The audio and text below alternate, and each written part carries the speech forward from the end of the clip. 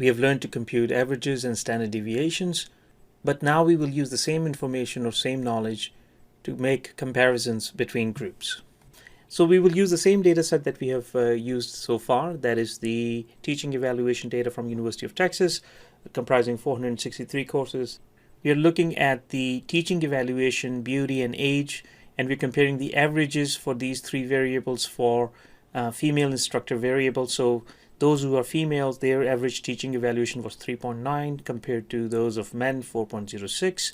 Here we're looking at the average teaching evaluation for tenured professors, 3.96 versus untenured, 4.13.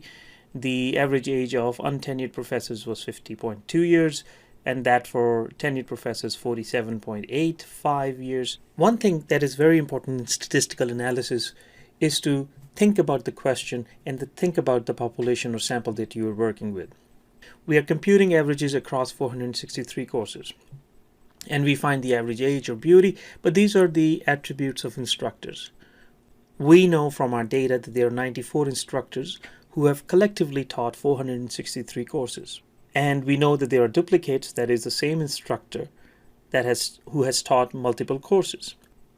So when I compute the average age using 463 courses, it's not necessarily the average age of the instructors, because it could be true that older aged individuals may have taught more courses than younger individuals, resulting in a higher average. That is not necessarily the average age of the instructors.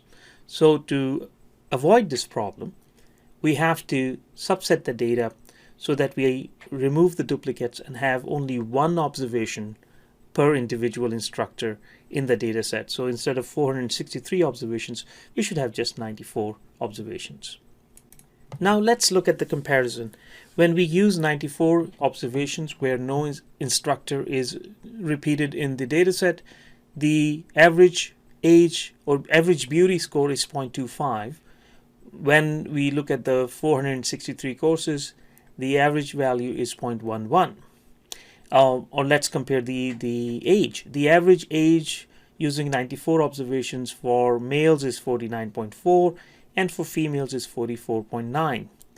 And you see here that as for age, we don't see much difference whether we use 463 observations or 94, but we certainly see much difference in the beauty scores if we were to use the wrong data set, that is the data set where individuals are repeated multiple times. Data visualization is a critical piece of modern-day statistical analysis. Their staples are helpful so you don't have to eyeball the output to figure out what the trends are. The visual displays are much easier to understand. We will use the same data sets of teaching evaluations and ask this question. Do instructors teaching single credit courses get higher evaluations? We see that, yes, they do. By mean evaluation, when plotted as a chart, you see that instructors who teach single credit courses have a slightly higher average teaching evaluation. Let us start by determining how many courses were taught by male instructors and how many by female instructors. For this, we can use a bar chart.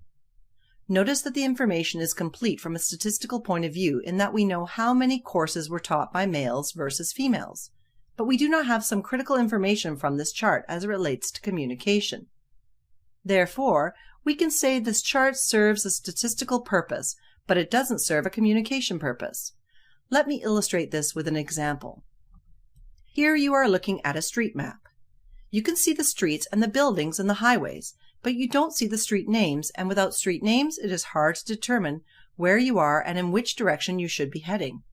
Even though it is according to scale, it may be accurate in its depiction of the streets in the neighborhood, but it still lacks the ability to communicate information to you.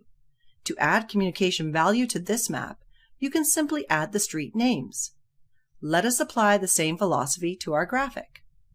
But once we add information about this infographic, for example, adding just a title makes this chart more informative. To do this in Python, we will use the countPlot function in the Seaborn library and set the title label. This helps your graph to be more informative. We can also add more dimensions to the data. In addition to the gender of the instructors, we can add the tenure status of the instructors as well to the graphic. To do that in Python, you add the hue argument to the countPlot. We can add another dimension to the data, regenerating the same graphic with the same information. That is, the number of courses taught by gender and tenure, and then adding the dimension of courses, being upper division and lower division, and presenting them in 2 rows or columns. To do this in Python, we can specify the rows argument using the catplot function. Now let's look at the situation where our primary variables of interest are continuous variables. We would like to explore the relationship between the two while adding further categorical variables as an additional dimension. Using the teaching evaluation data, we ask this question: does age affect teaching evaluations? We then add 2 additional dimensions, which are gender and tenure. So our data set consists of age and teaching evaluation, which are the 2 primary variables of interest and are continuous. And then we add 2 other dimensions, i.e. gender and tenure. These are categorical variables. Age is on the x-axis and the teaching evaluation score is on the y-axis. The orange-colored circles represent males and the blue-colored circles represent females. The top panel is for tenured professors and the bottom panel is for the untenured instructors. To do this in Python, we use the facet grid option, which works for multi-plot gridding and allows tweaking the plot. You create the row and hue for the categorical variables, in our case tenure and gender, and then we use the map to apply a plotting function to each subset of the data.